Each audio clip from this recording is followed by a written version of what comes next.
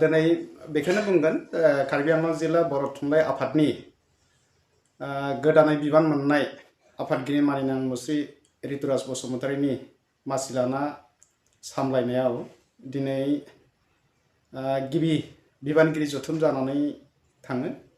बे जथुमनि गेजेरजोंनो गाबोननिफ्राय जानो गोनां थामहिनबा देग्लाय बोसोर 2026 मायथाइनि मेट्रिक आनजाद आरो हायार सेकेन्डारि जोबथा आनजाद होनो गोनां गासै बर' बिजोंनि फरायसा आरो फरायसुलि लोगोसे गुबुन बिजोङावबो थानाय बिथांमोननिसिम कार्बि आंलं जिल्ला बर' थुनलाइ आफादनिफ्राय जाफुंसारनायनि हामलायथि जासिनाय गिबियावनो थाग्रोबाय। मिजिंथिदों फैबाय थानाय समाव मेट्रिक आनजाद आरो हायार सेकेन्डारि जोबथा आनजाद होगिरि बिथांमोनहा जाहाथे मोजाङैनो उथ्रिसार जानानै